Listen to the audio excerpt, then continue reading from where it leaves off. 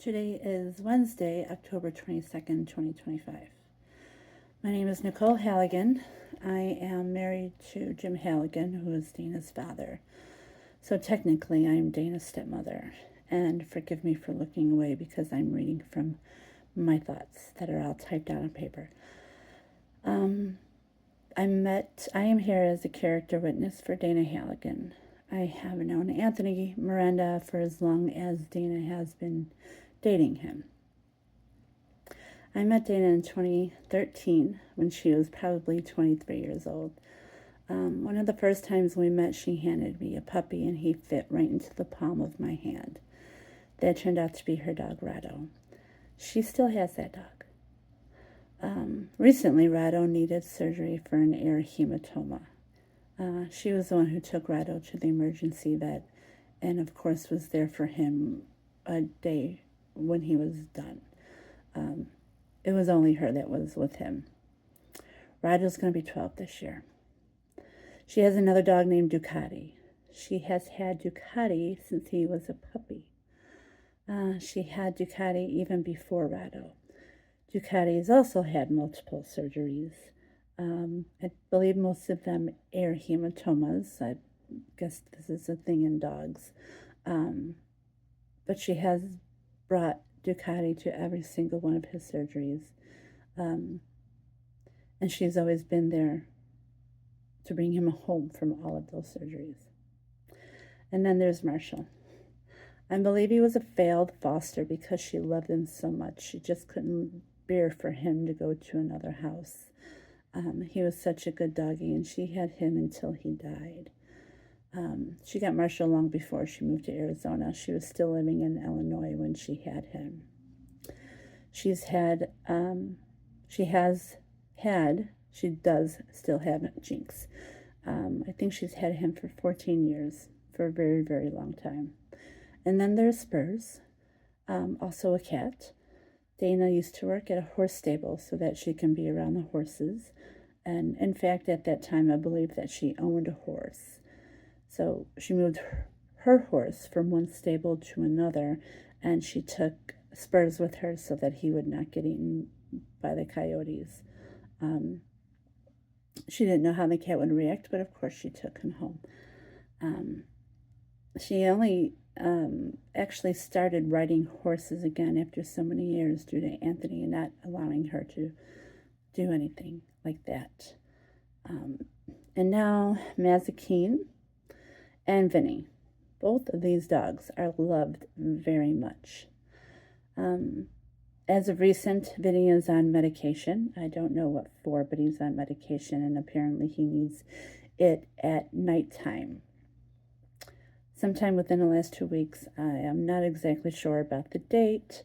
Anthony took Vinny to keep him overnight, and I don't know if Dana was aware that Anthony was taking her, but when she texted Anthony that Vinny needed his meds at nighttime and Anthony didn't have the meds, he said, well, I'll just give them to him in the morning. And that's not how medications work. They're supposed to be on a schedule, and they're on a schedule for a reason.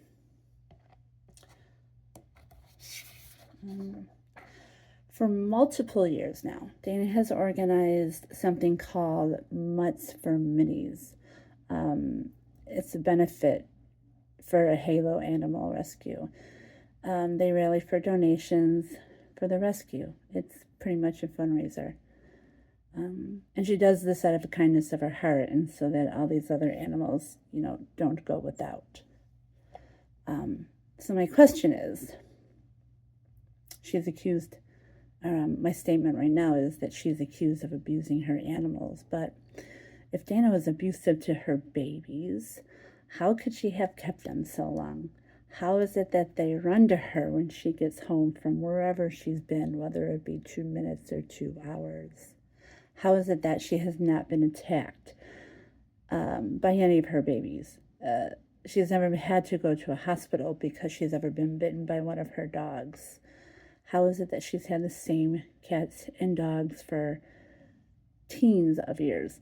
13 years, 14 years, 12 years. How is it possible that she still has all of these animals if she's been abusive to them? How could they survive if she's been abusive to them?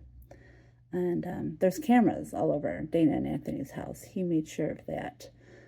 He says it was for safety, but there's still cameras all over the house. So if there was abuse, it would have been caught on camera. Here we go. When Dana first started dating Anthony, her old friends / neighbors contacted her father, Jimmy, about what they learned about Anthony. What her old friends told Dana's father was a lot of not so good stuff about Anthony's ex-girlfriend and the way he treated her. And at this time, the ex-girlfriend, whose name is Sky, she had a restraining order against him. They also told this young lady, Sky, apparently they met face to face, I think at a restaurant, I'm not sure where, but Sky had told Dana's old friends these things about Anthony being abusive, and abusive to the animals, and that's why she had a restraining order against her, and her family was actually coming to Arizona to move her back to Illinois because of him. Like I said, the friends told Jimmy that they were able to talk to this young lady face to face, and she told them these things. One of the things that stands out in memory is that the ex-girlfriend had hers and Anthony's dog because he was abusive to it. Dana and Anthony came home to Chicago for a visit sometime in the cold months of 2021. One of the nights that they were at our house, mine and her dad's, we were talking, and Dana and Anthony said to us that they wanted our opinion on something. What were our thoughts about them moving in together? And of course, right away, both of us said, hang on, wait a minute, Dana just got out of a really bad relationship with another man, and just let the dust settle and, be on your own for a little bit and see how that is. And, we didn't know anything about Anthony. We didn't know anything but what her friends had already told us about his ex-girlfriend. We had no idea what anything about him, but we did know that, we were told that the restraining order was against Anthony, that she had it. So at my kitchen table, I looked him right in the eyes and I said, I just want to know why your ex has a restraining order against you. He didn't say anything, and my eyes went to Dana, and her eyes went to the floor, and then my eyes went back to Anthony, and I just kept on looking at him. And he kept on looking at me, but he didn't say anything. He never answered the question. He never said that he didn't have anything. He never denied that this other girl, this young lady, had a restraining order against him. Another time when Dana and Anthony first started to date, I can't remember this year, but Jim and I went to visit Dana. And Dana was having a small get-together at her house because we were in town, and I was speaking with one of Dana's neighbors who she would hang out with sometimes and get pedicures with. Right now, her name escapes me. It was a little while ago. But this woman started to tell me about text messages that Dana would get from Anthony, calling her the C word and calling her a fucking bitch and threatening to show up at her job and get her fired. And I think at the time Dana just maybe laughed it off, thinking he was joking, but I don't think it was a joke. The woman said that Dana had told her that Anthony had to know exactly where Dana was. Whether or not Dana still has these text messages, I have no idea. Another time, Dana called her father and I.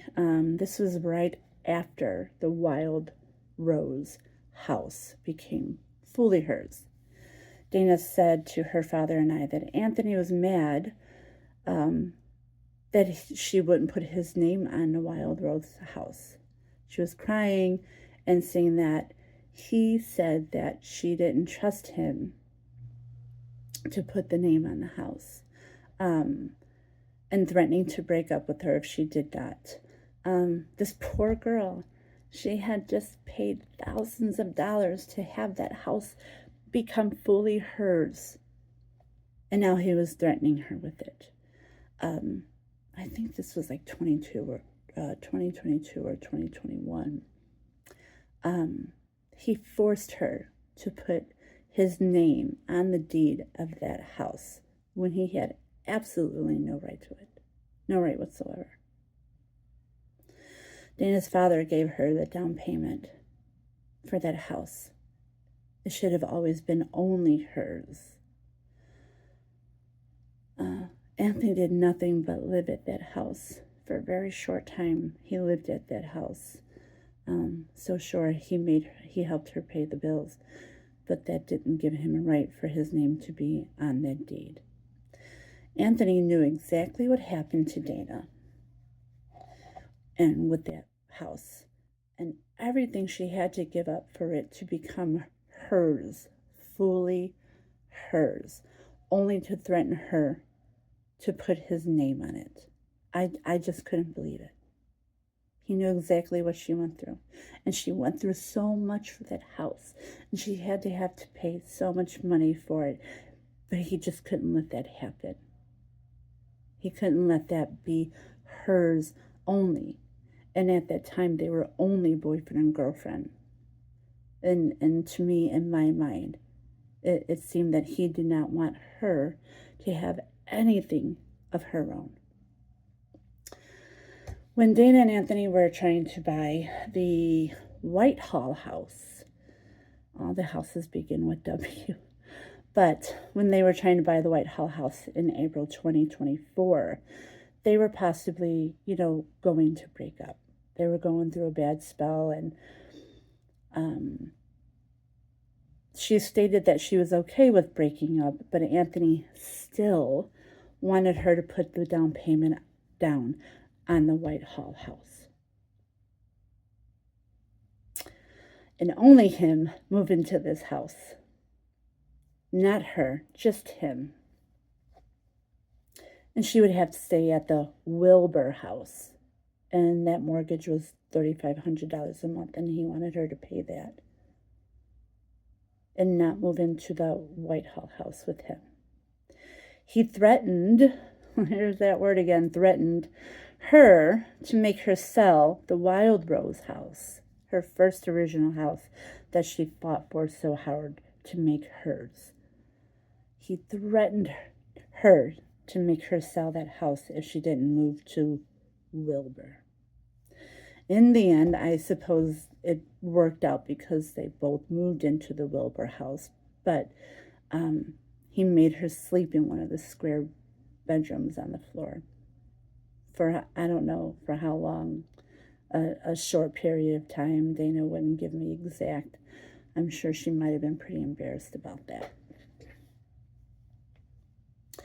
When Dana's father and I stayed at the Wild Rose house, April of this year, when we had questions about the house or something about the house, we would text Dana.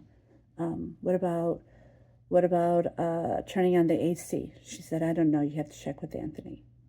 Questions about the TV, we had to check with Anthony. Something about the garage, check with Anthony. This is her house, by the way.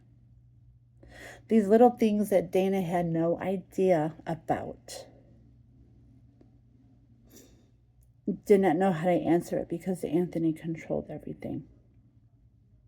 He was controlling everything in that house.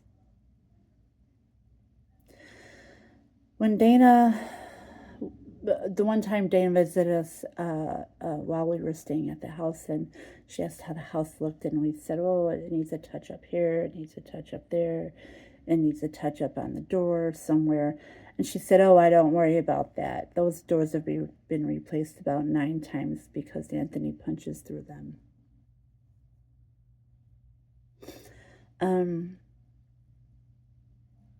A few weeks after Dana and Anthony broke up, she came to visit us in Chicago, where her father and I live. It was in July. She was a wreck. She was a wreck.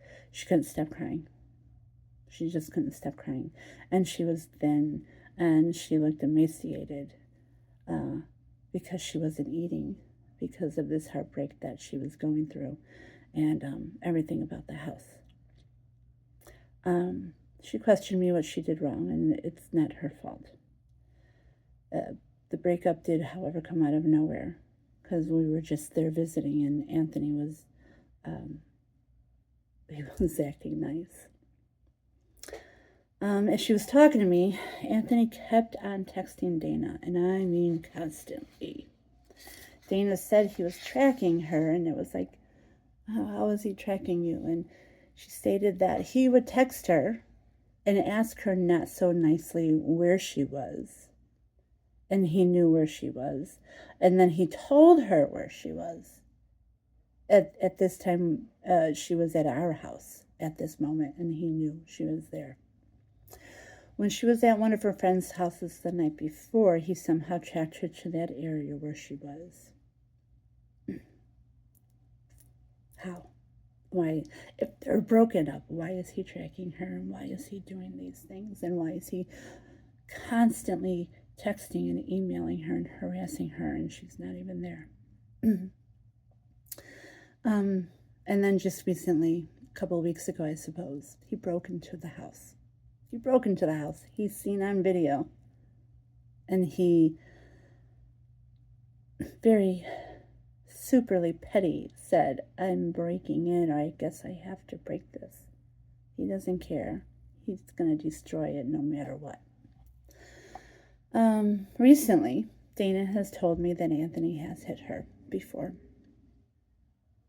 No man should ever put his hands on a woman.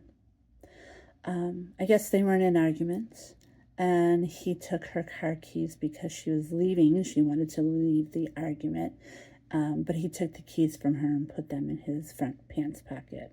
Well, she reached into his pocket and tried to pull out the keys. And I guess she pulled the keys so hard, forcefully, her hand flipped up in his face. Clearly an accident, not on purpose. It's going to happen to anybody.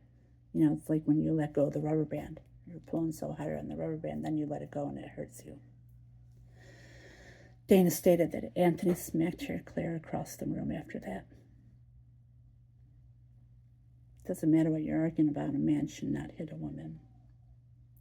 After that, while Dana was here in Chicago, circling back, she showed me a video where her and Anthony's grandmother were arguing, and Dana states in the video that Anthony threw a vape at her head, a little cigarette vape. Well, they can be big, and apparently there was a hole in the wall from it.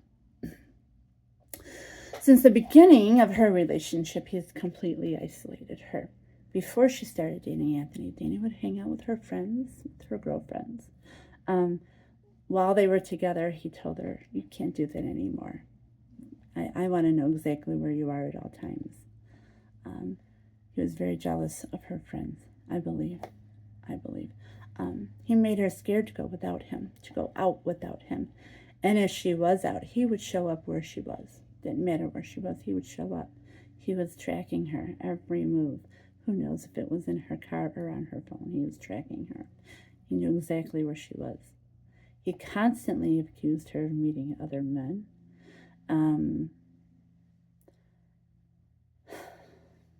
She was in love with him. Why would she go out and meet other men? Recently, Dana has just started riding horses again, and she looks so dang happy. And she started doing that because they broke up and he couldn't tell her not to do it anymore. And when he saw that she was writing, once again, he started accusing her of seeing other men and doing it to meet other men. He once again made her feel bad for something she absolutely loved doing. It's been years since I've seen her that happy. You can tell she was scared of him in the relationship. She couldn't travel anywhere without him. He even tried to control her while she was in Chicago on her breakup visit this past summer. And he was somehow still tracking her. He knew exactly when she wasn't at her dad's house, at my house. He knew exactly when she wasn't here. He has gone so far as to say that she's been completely submissive to him in agreeing to what he says. So there are no arguments. He controlled everything she did and everywhere she went. She could never go anywhere but to work without him. Even when she visited this past summer, back to July, after they broke up, I guess he had seen her packing her swimsuit. He was at the house and she was packing her bag for Chicago. But she was packing her swimsuit to possibly go out on mine and her dad's boat. And he started berating her for packing her swimsuit and then starting accusing her of meeting other guys while out with me and her dad on the boat with family. All the time she was here, he kept on texting her and starting arguments. And then she would defend herself, and he would make her feel bad for defending herself and defending her actions. That is classic narcissistic behavior.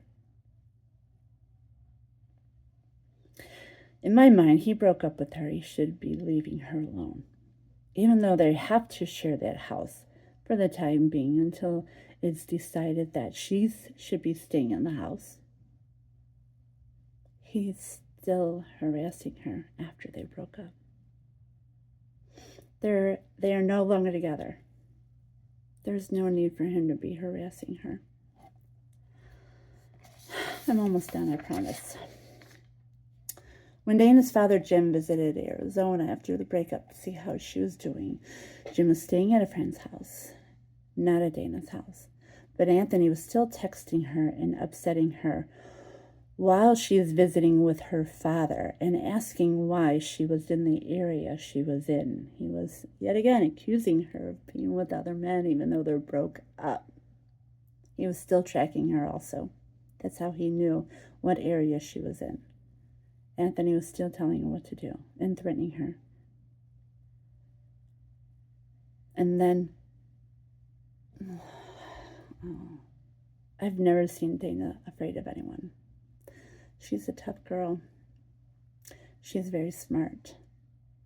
And she knows how to be a good person because she is a good person. But I've never seen her scared of anyone. Not a single person, except for Anthony. I have never seen her be abusive to anyone or any animal. I've certainly never seen her put her hands on anyone. So when Anthony makes the statement that she put her hands on him, specifically around his neck, I think, I ask, where's the evidence? He's so smart. Where's the evidence? I'm sure he's smart enough to take pictures of a neck if it's his. I don't believe for a minute that she would do that. I don't believe for a minute that she would abuse her animals. She loves them. She loves them way too much. She is a kind and decent human being. She would give you the shirt off your back if she knew you needed it. I loved her the instant I met her. And she has never shown me an abusive side to her. Never. And personally, I'm scared for Dana's safety. He broke into the house while Dana was not home. Who knows what he would have done? What he could have set up while she was gone, just to set her up. Dana no longer has a weapon to defend herself if something were to happen to her, because Anthony took the gun and sold it. And she, well, yes, took the gun and sold it. And she did not know. And then he kept the money. So she can't even defend herself if she needs to, against him or anyone else for that matter.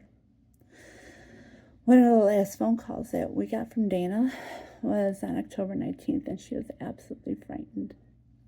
I've never heard her so scared. After she told me and her father about Anthony's accusations and his return order, which are very serious accusations, she stated that she was in fear for her life. That if something was to happen to her, that it would be Anthony's fault. That's it.